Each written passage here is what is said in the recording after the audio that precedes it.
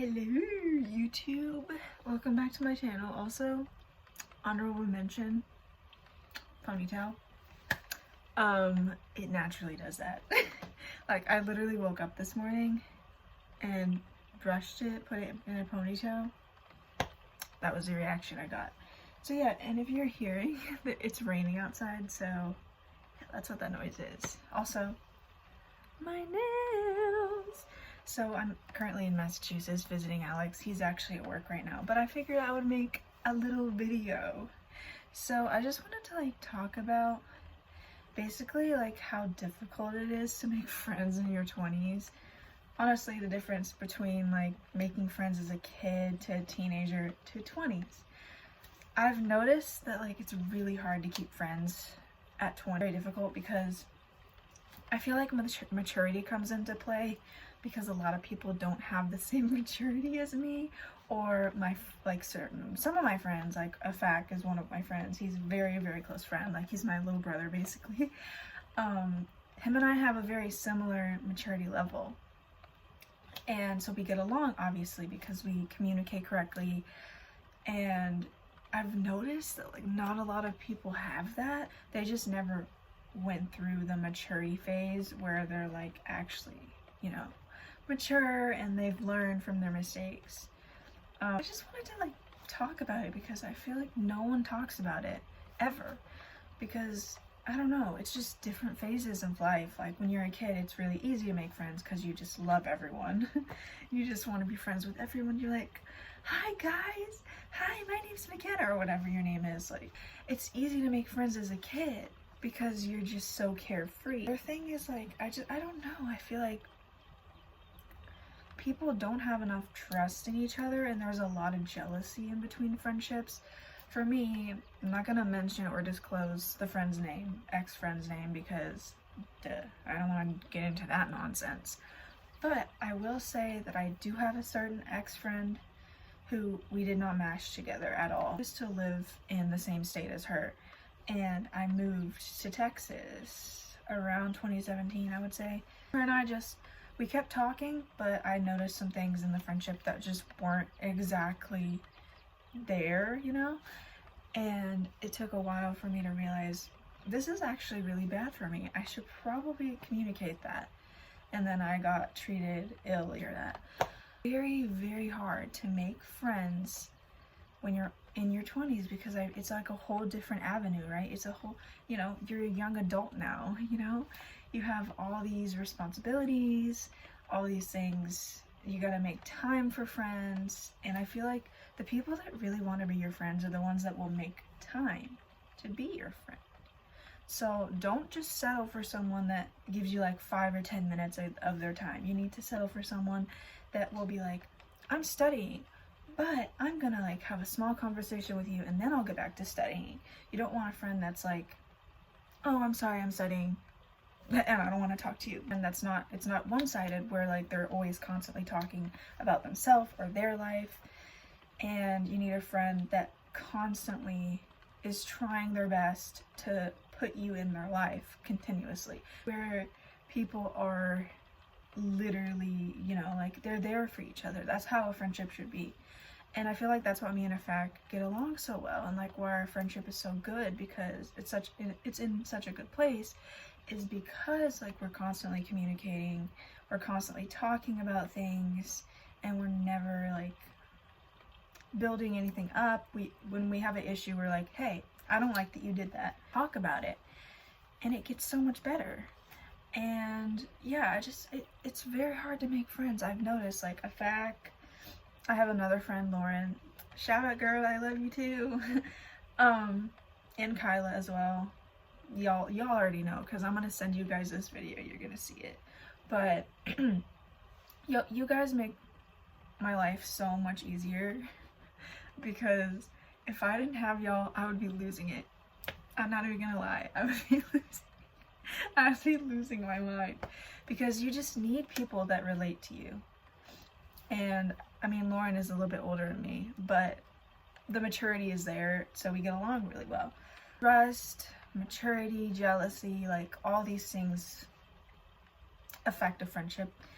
And when you don't talk about it and you don't stand up for yourself and you're not constantly being honest about who you are, you're not going to really connect with someone else on an honest level, and that also can cause issues with making friendships. I wanted to say this. When you have siblings, it's kind of like having built-in best friends. And I have 2 sisters and 2 brothers. So you can imagine like the closeness that siblings have. I mean, me and my sisters are best friends, like really best friends. Shout out, guys, I love you. But yeah, no, me and my sisters are like tight, you know, like tight, super tight.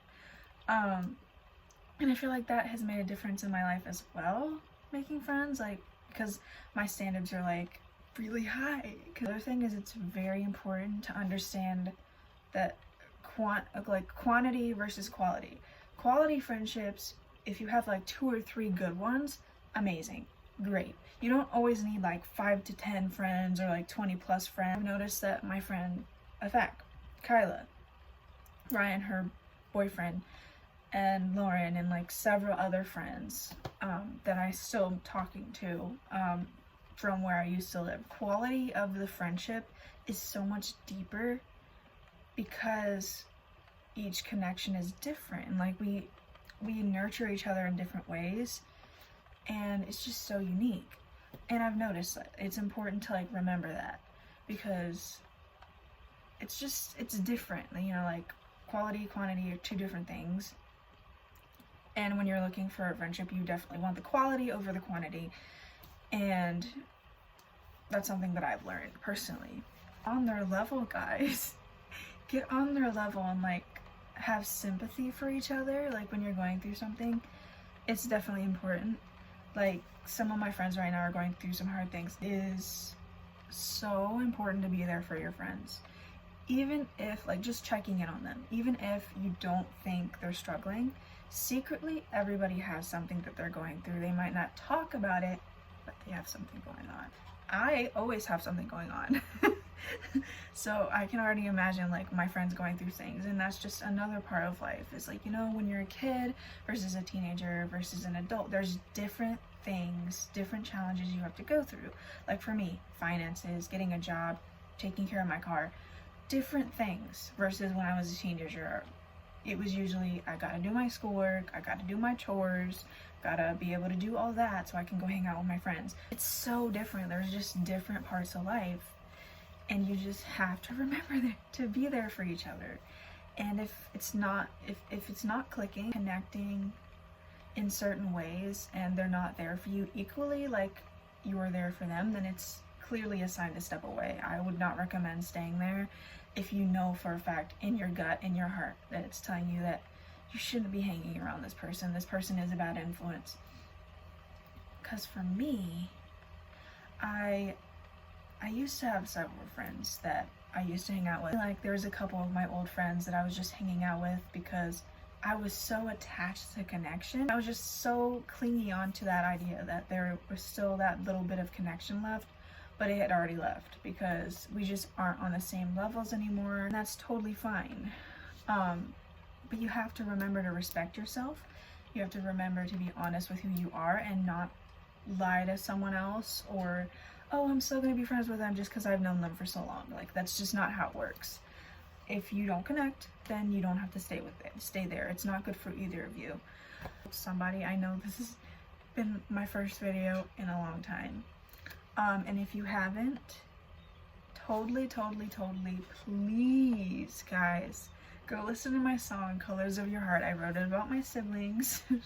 I specifically dedicated it to my sister Jesslyn for her birthday, but it is about sibling relationships, and honestly just relationships that are really close and special, and you guys should definitely listen to it. It is on my channel. I would put it on like social platforms, but it costs money, so if you could help a girly out and share my song and share it to your friends or listen to it yourself, it really means everything. That song is very special to me, and I hope you guys are liking it. If you're listening, I hope that this helps someone. I was just kind of bored. I'm just bored, guys. My fiance is at work, so I'm just here. I mean, Alex's mom is downstairs, but nonetheless, guys. Anyways, and yes, I'm wearing a Jonas Brothers shirt. If you know, you know, guys. If you know, you know. Anyways, one more honorable mention to there. She's cute. She's serving. Anyways, if you guys like this video and you relate, make sure to subscribe, hit the like button, share with a friend if you feel like they need to hear this, or if you need to hear this and it helps you. Yay! That's what I'm here for, guys. That's what I'm here for.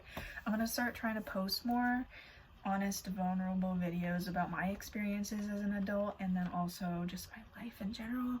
I'm not really the kind of person to pick up a camera, but my friend Tatin, she does it, and it's inspiring to me. So I was like, girl, I'm gonna do it. I am gonna pick up a camera and look at it and be like, you know.